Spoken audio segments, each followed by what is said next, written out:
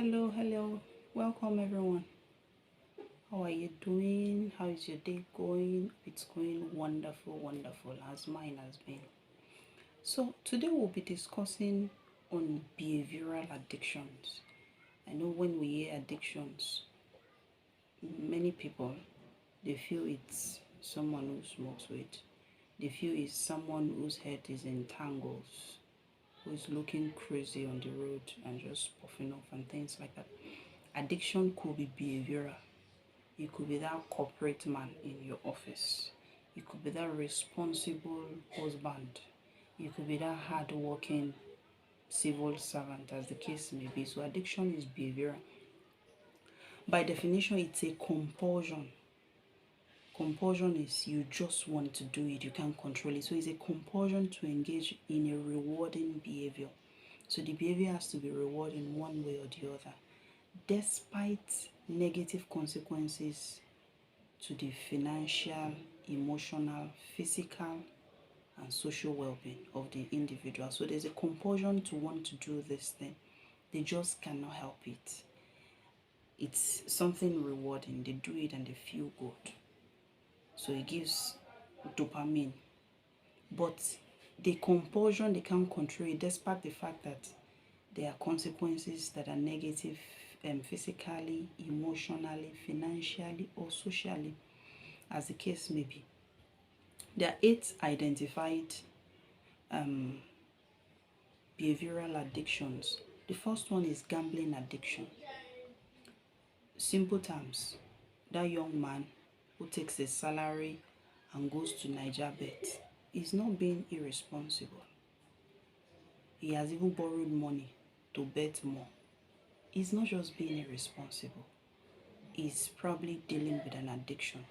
Addiction after a while restructures the brain. The parts responsible for rational decision, the parts responsible for self-control, addiction chops it off, if I can use that term.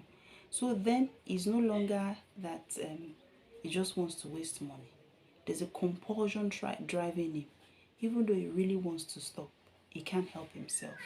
By then, self-control has been thrown out of the window. So you see someone who gambles the entirety of his existence away in NigerBet. For all you care, it may not just be self-control. Very likely, such an individual is dealing with a behavioral addiction.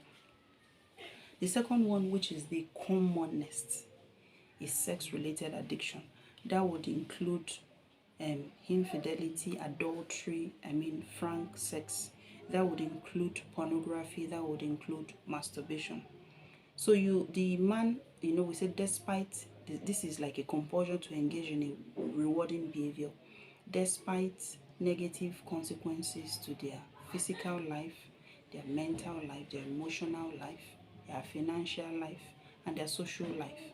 So you have a man who visits brothels. The same money he would not be able to give the wife to take care of the children and to take care of the household running, he will give it to a babe or an aristo or an ashawo, as the case may be. That could be a sex-related addiction. Because I said after a while, addiction chops off the part of the brain that is responsible for rational thinking. Because you're looking at the man, you're like, how can you be so irresponsible? Your children's school fees are not paid, there's no food in the house, and you can still carry money and go and give someone. That's, my brothers and sisters, could very well be an addiction. Or you have someone who does serial adultery. Is married with a very pretty wife, very hardworking wife, very intelligent wife, and is still jumping from girls to girls. And you have a couple of contacts, maybe the wife has a couple of contacts of these flings, and you're wondering, my husband doesn't love me, he just wants to make a mess of my life. He may love you, really. It's just that really, if he's dealing with an addiction, it goes beyond he just wants to make a mess. Now he has a stronghold on his mind, on his mood, on his emotions. The part that should control cravings has been messed up by an addiction. So that could also be a sex-related addiction. Or someone who watches pornography.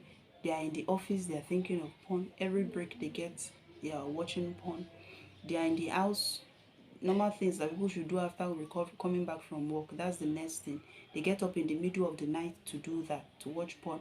They're hiding it from their spouses. They have passworded their phone and put locks on the computer and so on and so forth. And it's something that they just keep thinking and desiring to do. The marriage is a wreck. The sexual life is nothing to write home about, and so many other complications that can follow. And they now say that they're even engaging in risky sexual behaviors. That, my brothers and sisters, is an addiction. It's not just someone being irresponsible and wanting to mess up his marriage. He has a stronghold of a mental illness on his life. Okay, then of course masturbation is also one of that. I don't want to bother explaining that, because I don't know any religion or any culture that would say that is okay. So let's leave that at that. Okay, then internet addiction.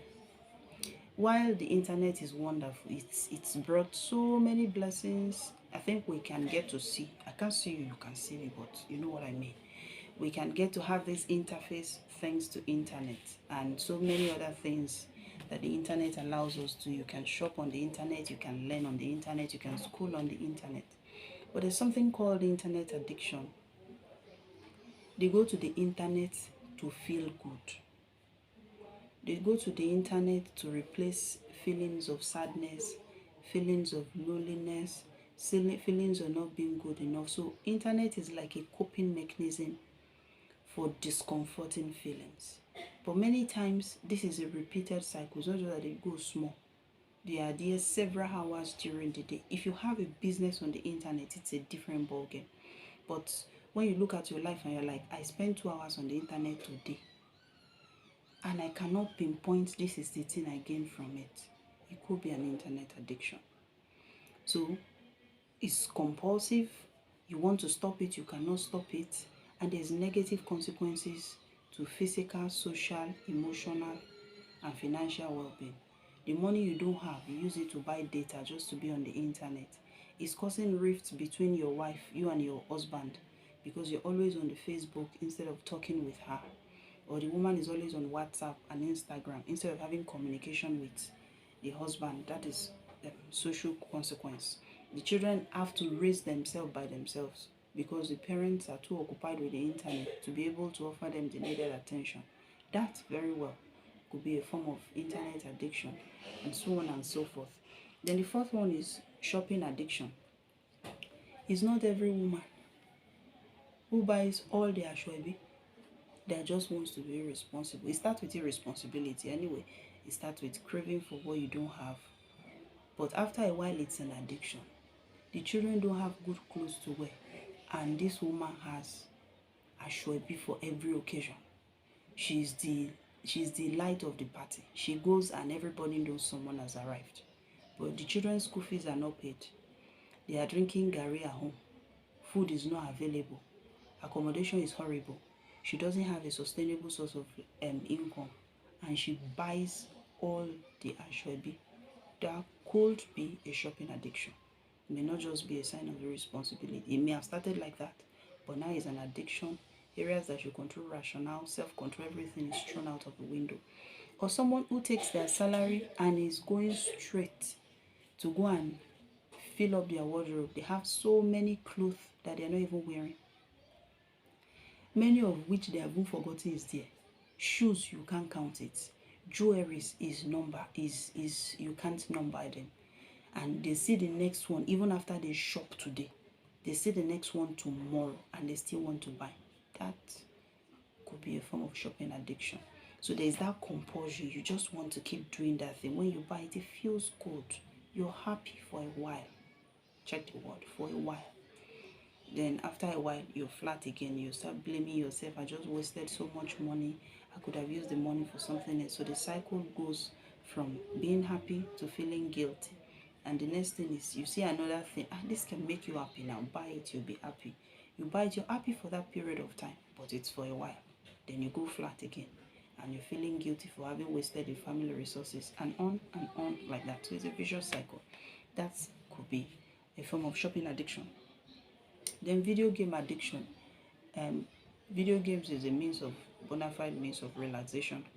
But when it becomes the entirety of the person's existence, sitting and playing video game for 5 hours, I don't have an explanation for that. Perhaps you do. But it could be an addiction. Because what will keep you seated daily for hours on end on a video game feels nice. You enjoy it. You feel happy when you do it. But what is the benefit that is bringing to your life? While recreation is good, you can't spend 5 hours a day on recreation. How many hours is left for purposeful living? And many people engage in video game addiction.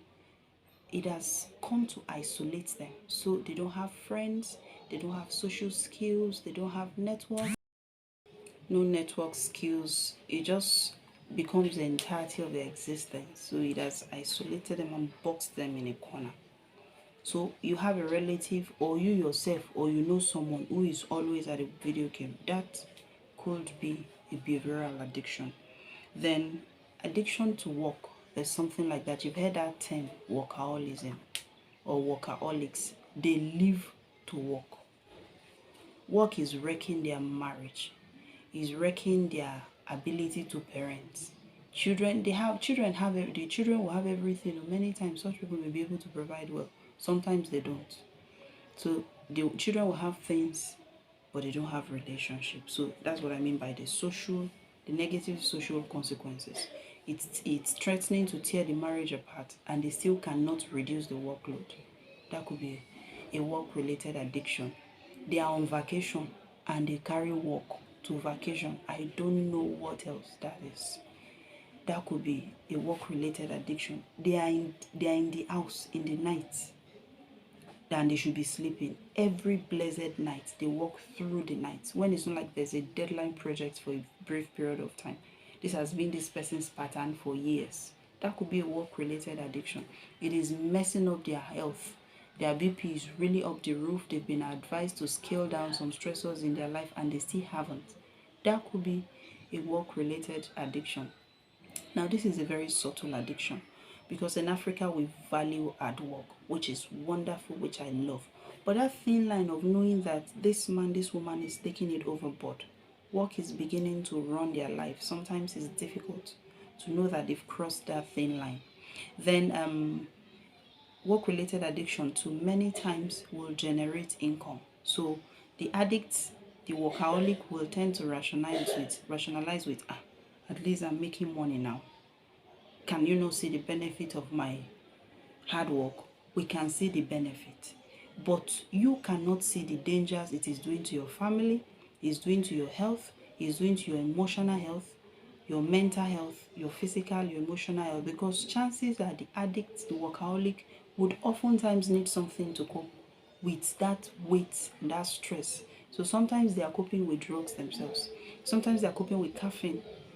Caffeine, they drink like 8 cups of coffee daily. Sometimes they are coping with alcohol, as the case may be. So I will just invite us to view our life. While hard work is good, is respectable, is honorable, be sure that you've not crossed that thin line into the other area, the other spectrum of workaholism. Then the other form of addiction is food-related addiction. There are some persons that appetite control does not exist. There are two types. There is the bulimia, there is the anorexia, and there's also those who just eat and eat and eat and eat. One of the consequences you will see is these are persons who are very big, and their body size is threatening their physical health. Food then is not a question of I am hungry or I am not hungry. It's a question of I am not happy, let me eat. I am scared, let me eat. But these are things that happens at a subconscious level, except for someone who has really groomed himself or herself to know that no, I'm using food to cope with some things. So food-related addiction is also fairly common. Then there is the anorexic who would not eat rather. He's just so scared of I eat, I get big. Looks at herself in the picture in the mirror and feels like I am too big. And the social media propaganda of a particular body size being the pretty one has further robbed a lot of people of their sense of identity and their sense of worth about their body. So they are so scared of eating, they eat very tiny, and the other spectrum of that anorexia is now the bulimia. They eat and go and force themselves to vomit. Now there's no longer eating because we are hungry and we need food to fuel our body. There's a lot of emotions associated with food. That's also something that could be some form of addiction. Then finally is plastic surgery addiction. I'm sure some people be like, which one is this one again? Oh yes, there's plastic surgery addiction. In China now, you can literally change anything from the nose to the eye to the ear to the lips to the anywhere that is changeable. And we know a dear brother or sister of ours in this country who is very, very viral on social media, who has made her fortune, if I can call it that. Her fortune is fortune, we don't know what gender to call him, out of plastic surgery, of course, social media likes and the things and the rest like that. Why am I saying this? There is a God-shaped void in every one of us. Except God feels that. No amount of plastic surgery will fill that. Because they start with it could be a nose job, then they feel happy for a while, and later they are down and they don't like their ears, and they do ear job, and they feel happy for a while. Then after a while, it's like the lips are too thin, and they fill up the lips, and they feel happy for a while. Then later is that the jaw is too blunt, and they want to make it pointed. And later is the breast, and they want to make a bigger breast. Later is the hips, they want to make a bigger hips, and so on and so forth. So it's like a rat race of, I am not good enough. This will make me good enough. I am not happy enough. This will make me happier. I am not worthy. This will make me worthy. So it's a rat race, and they just keep continuing and spend the entirety of their fortune. But apart from the financial consequence, is the physical consequence. There's no surgery that is not risky. Not to talk of the untoward effect of some of those fillers that they put on the body. So, plastic surgery addiction is a real thing. It's this age of social media, a lot of people are now embarking on it, just in a bit of feeling the void. Because I said it earlier and on previous videos, addiction is at best a coping mechanism. It's never a solution for anything. It's like a deadly logic. I am not feeling good. I have this void in my life. Let me use this thing to fill it up. But what you're using to fill it up is not something that will solve the problem, would do more damages. It will not solve the problem, it will do more damages, and it will fill you with holes. So the problem is still there, unsolved. And now we have the damages and the complications of the addiction. It's never really a lasting solution. So my advice is always find whatever it is that you're using this to cope with and begin the process of trying to fix it. Either in prayers, committing it to God, seeking out a counselor, going for therapy, reading books, doing whatever it is will get you towards recovery. So please share this with someone you feel would need it. Let's enlighten, let's get as many people enlightened about this as possible. And let's begin the journey towards recovery. So until next time, I wish you well. Please have a wonderful, wonderful day. Bye.